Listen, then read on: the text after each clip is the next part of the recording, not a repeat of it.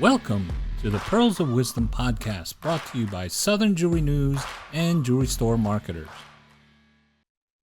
Hello, everyone. This is Guy with Jewelry Store Marketers, and this is another episode of the Pearls of Wisdom Jewelry podcast.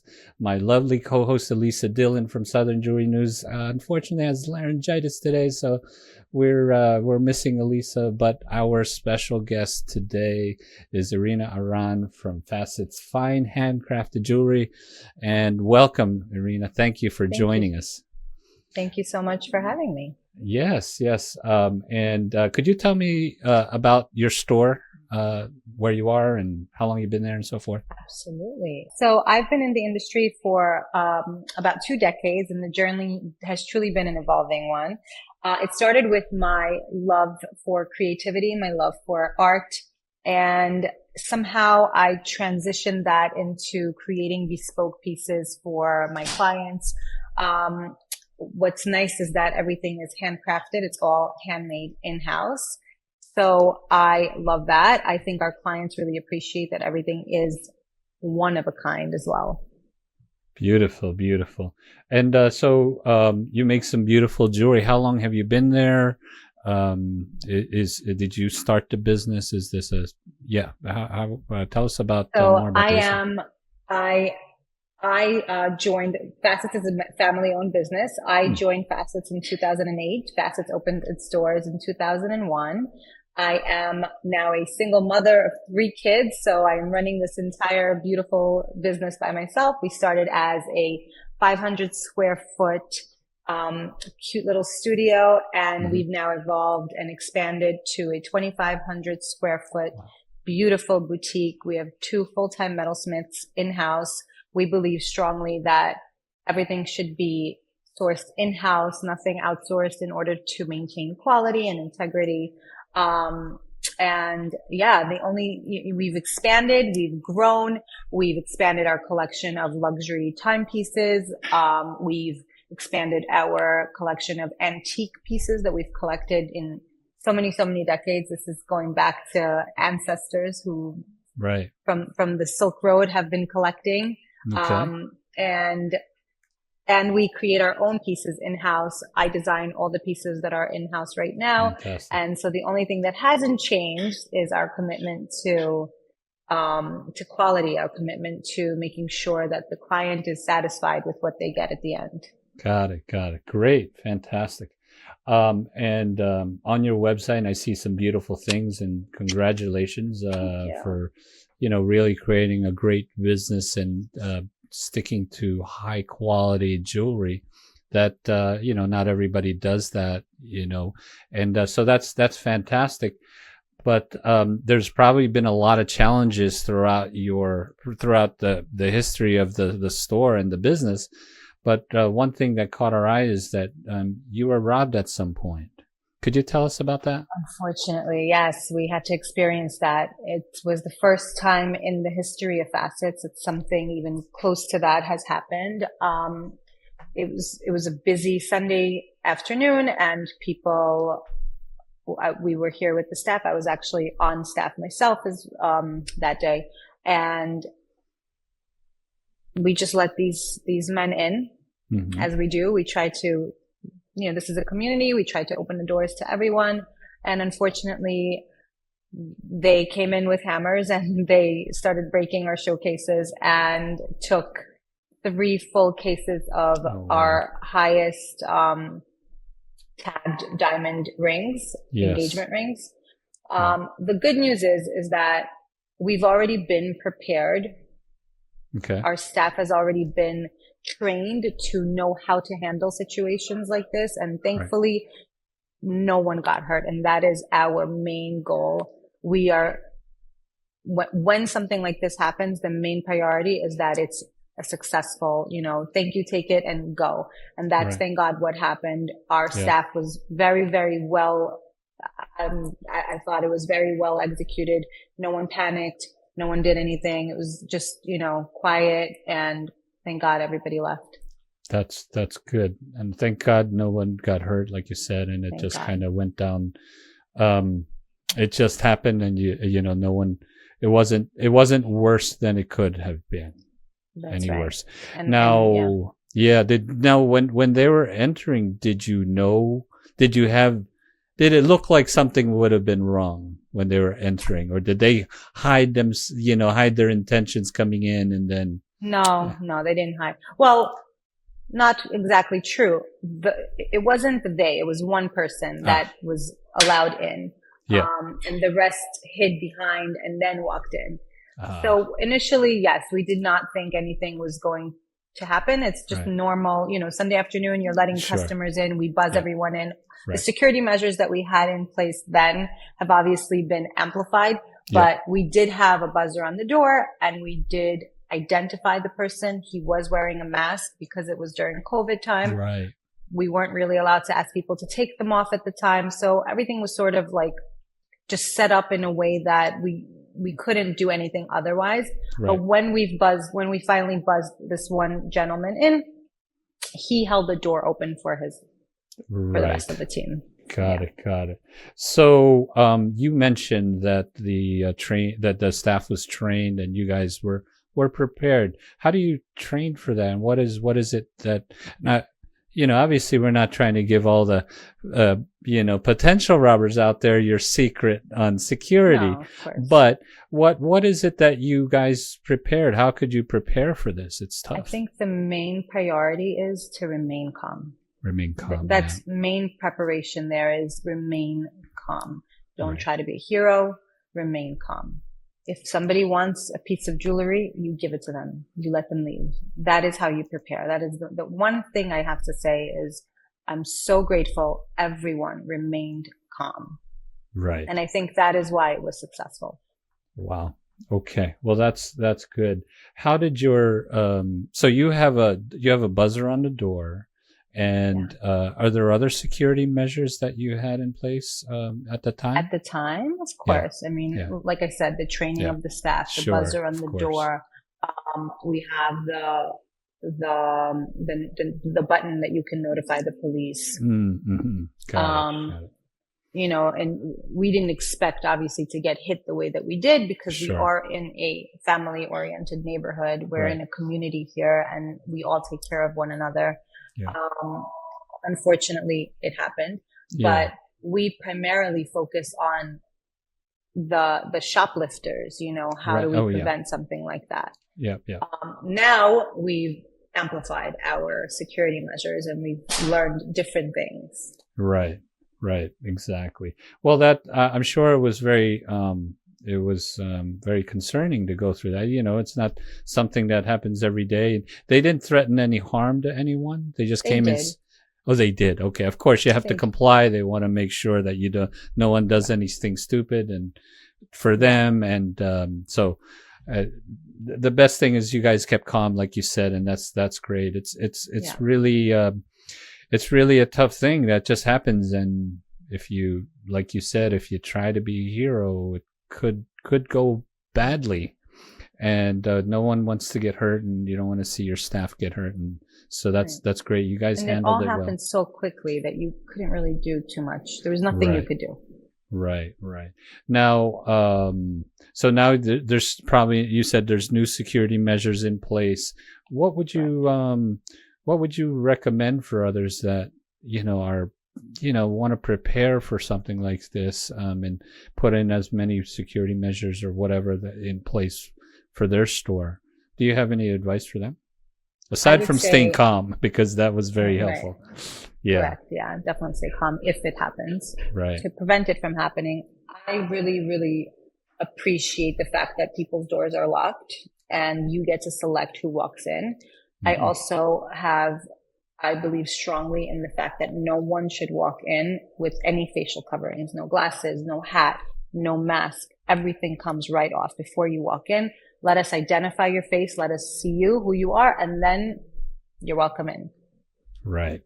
Exactly. So those are my two main. Obviously, if you could hire a security guard, depends on your business. If you're in a jewelry store, I think having security is ideal, and that's what we had to do. Yep. Got it.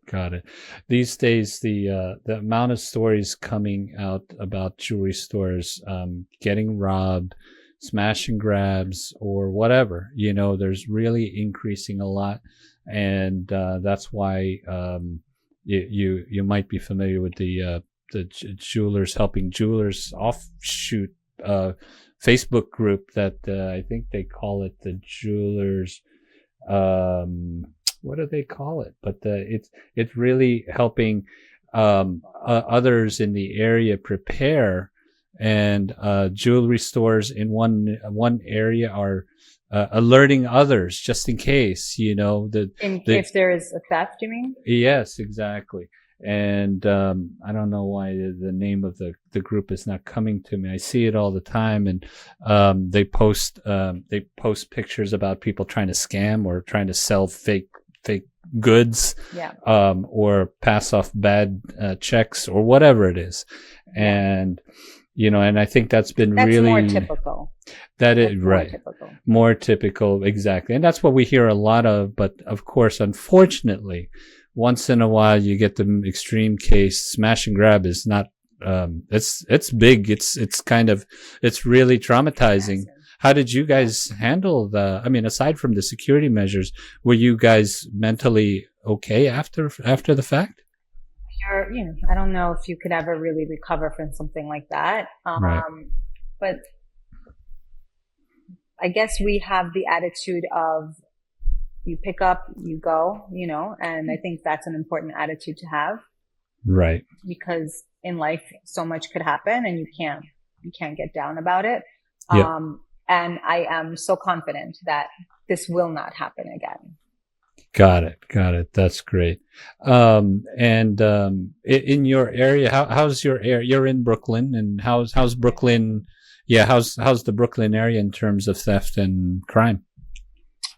Well, Brooklyn is very diverse. We're in Park Slope, Brooklyn, so we happen to be in a very family-oriented community. Yeah. And it is in safety. I think it's ranked pretty high. Unfortunately, there are neighboring communities that try to come in here. Yeah. And I think that is what happened on that day. Sure. It really, But it's everywhere. I mean, you could be in the safest neighborhood. It doesn't matter where you are. Exactly. Especially if you're, like I said, we've expanded. We've done so much, and we are now leading in the industry. We're very highly respected and recognized, especially in the New York area. So I feel like when people start to know who you are, you're on the radar. Exactly. I'm in northern New Jersey. I'm not in New York, but I'm just 20 minutes outside of the Manhattan, and Brooklyn is a great area, up and coming. Not up and coming. It's here. It's really grown a lot. And it's very safe, and really this can happen anywhere, like you said. When there are bad people out there, they'll figure out a way to try to do something that's their job. Like you and I we have our daily jobs. Their daily job is to figure out who to rob next. Exactly.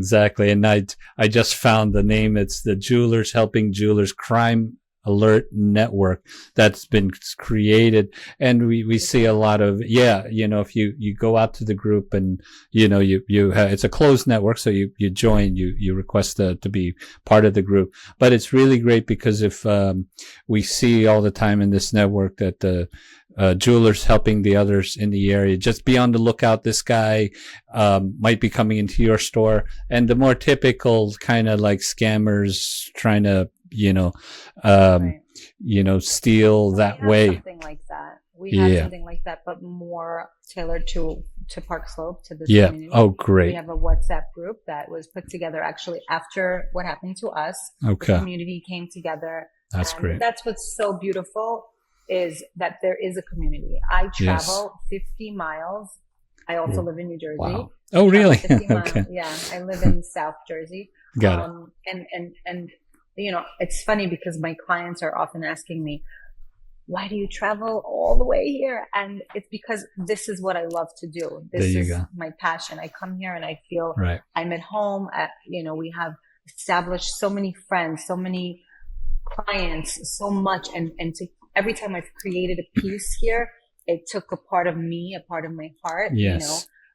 So when this situation occurred, the community came together and they created this WhatsApp group. Right. And it just feels so nice to be able to send, hey, this guy is someone who, you should definitely be on the lookout for. And we've helped each other so much, especially during like the holiday, the busy peak seasons. Right. And I think that there's a lot of really value of what you just said, because even though you live a good distance away, this is your business. You've worked in it and developed it so much. This is your passion. This is your family, right? It's your baby, and you shouldn't let anyone take that away, that sense of feeling or motivation or pride or safety, confidence that you have in your business. And, this will, unfortunately, this happens to great people sometimes, because the bad guys out there, they don't care who you are. They're trying to, take advantage of others. And sometimes that's in a more traumatic way, like a smash and grab robbery. That's pretty audacious to do that in broad daylight. But like you said, you've built this business. It's your baby, and you move on from it. You prepare for next time. Yeah. My main inspiration, I want to say, but for lack of a better word, for when this occurred, and this is my advice also to other people. Mm-hmm. My main focus was I wanted to show a good example, be a good role model to everyone who has been working with me, my children, my community. There was no way I was going to let something that happened to sort of intimidate me, and I remember doing interviews with Fox Business and whoever else. There's so many interviews at the time. And they asked me, are you scared? Are you going to close? Are you going to move? And I said, absolutely not. Actually, I'm going to create a brand new collection. And that is exactly what I did. Fantastic. Well, that's great. And that's for your staff, for the local community, but even people that don't know you, your attitude to move from here and grow is, you are leading others. You're leading by example. You're showing people that, your baby isn't going to be, maybe it's a little bit, there was a setback today, but that's not going to prevent you from growing. And so congratulations. And so you did build a new collection and line. I did. Yeah. Tell us about that. That sounds, I see you lighting up when you start thinking about it. What's the new line about? My newest, actually I'm wearing, okay. My newest piece that I made is this one. All right. And it has a huge backstory. I don't know if you can see all of it. So this has an engraving. Yeah. Okay. Good. What's the engraving? So it's in Hebrew. It's my brother's name. Can you see it? Barely, but I'd like you to send a picture so we can put it on screen. Yes. Absolutely. Yeah. So my brother, so this is my newest endeavor, my newest project. My brother passed away. It'll be 3 years in April. Thank you. I appreciate it.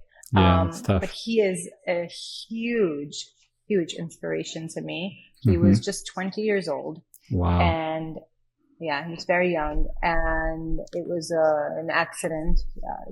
It's an unexplainable. He was in Arizona. He got in the lake and never. Wow. Lake sort of, I don't know if you've heard lakes do that. No. Wow, that's crazy. Yeah, you have to be careful with lakes. There's an undercurrent. You always wear a life jacket. Yeah.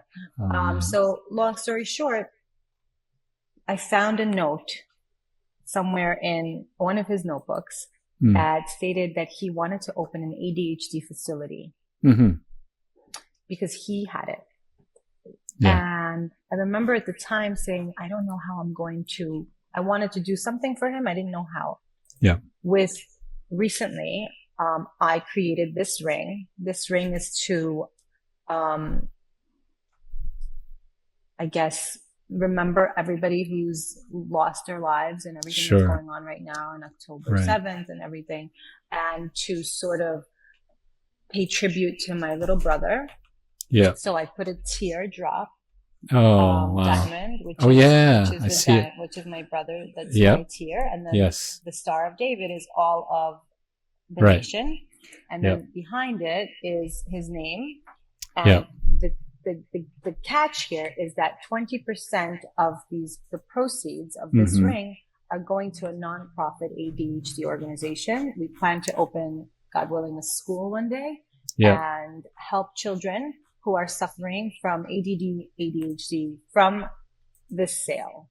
Got it. This is our newest project, and we're very excited about it. I think I found it on your website as the Hope and Strength ADHD Diamond Ring. Okay, perfect. Yes. We'll make sure. This is my version. Your version. It has my brother's name. Yes. On the inside, it has He Lives Forever. I don't know if you'll see it's engraved. Okay. It's engraved. You're right. Inside of it. So this is my version. The one that's online is what we would show everyone else. Got it. Well, that's really nice that you have something that you wear regularly to remember your brother and also everybody else that may have gone through something similar. And it's meant to really showcase resilience and strength. Sure. Well, I have to say that you look, you are quite the picture of poise and professionalism and confidence.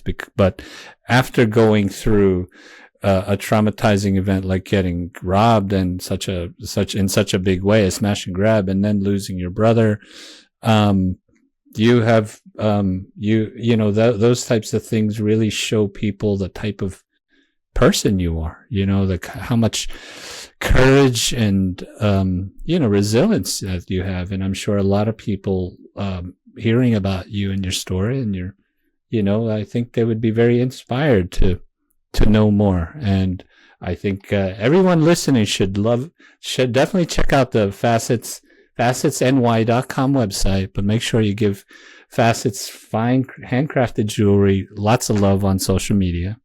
Yes, we have a lot of fun on Instagram. All right. Check it out. It took a little bit a look, but that's great. You got to have fun with it. You got to show your personality. And so far in this podcast interview, there's lots of really, there's lots of personality that show that I could see why people will come to your store and buy from you, because why not? I mean, you guys, if all your employees are like you, then amazing. I think you have a great business. You definitely have some beautiful jewelry. Fantastic. So how much of do you make and design jewelry as well yourself? I design all the jewelry. That's and great. Our two metalsmiths that are here full time, they make it.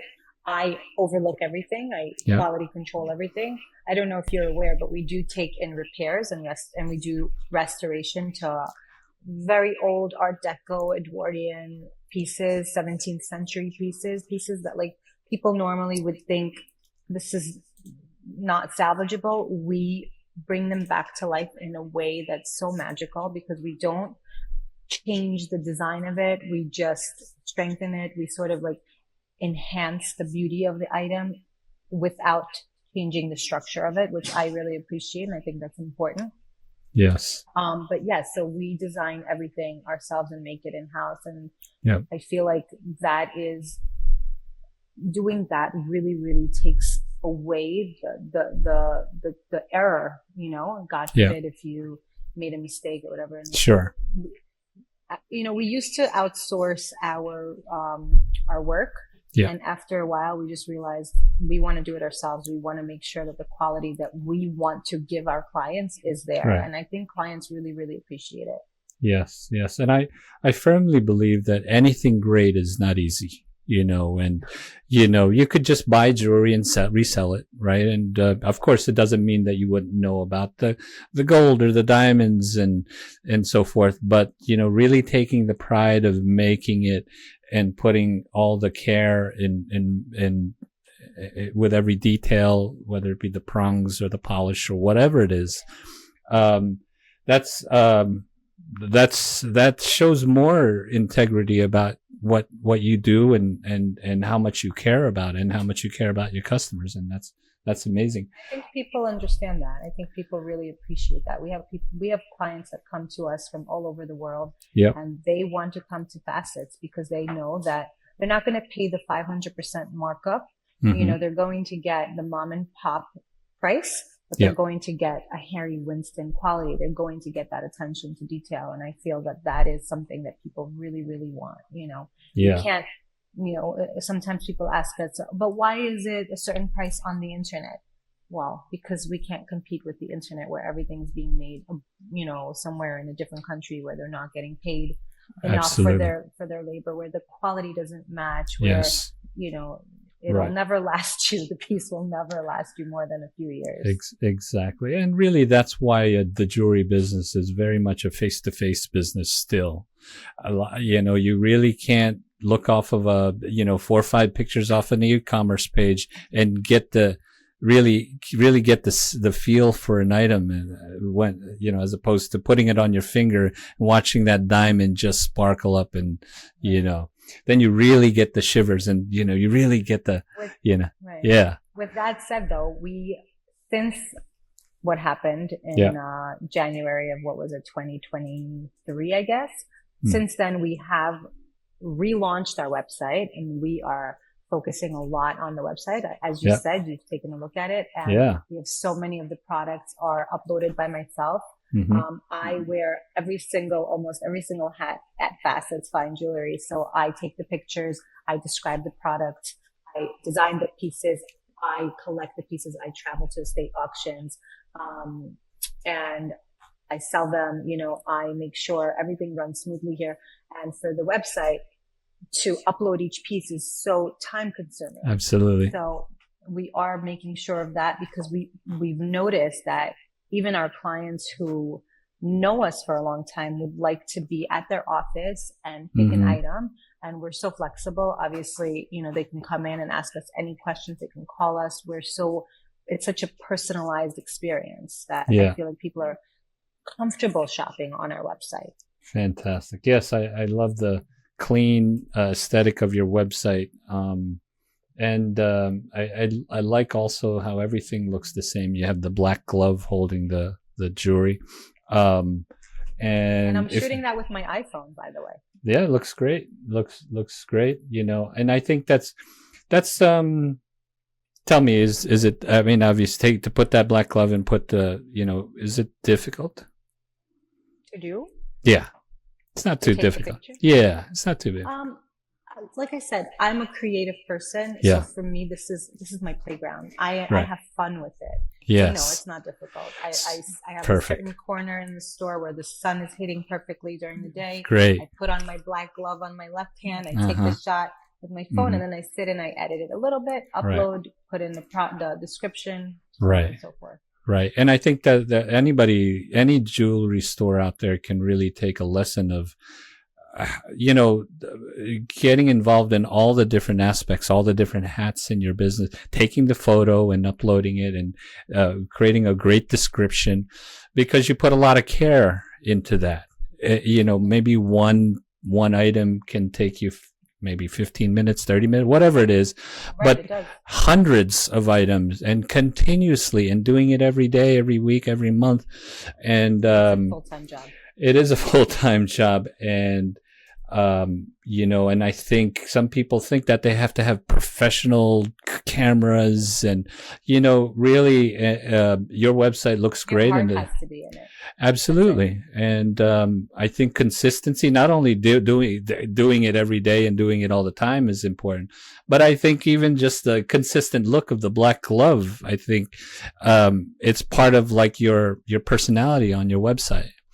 And you could easily spot the websites that use all their suppliers' images. These images look this way, and the other images look the other way, and all your images look the same. Which is, I think it looks great for a website. So it is clean. And aside from consumer, yes, as a consumer myself, I cannot shop on a website that's distorted in any way. It needs to be clean and straightforward.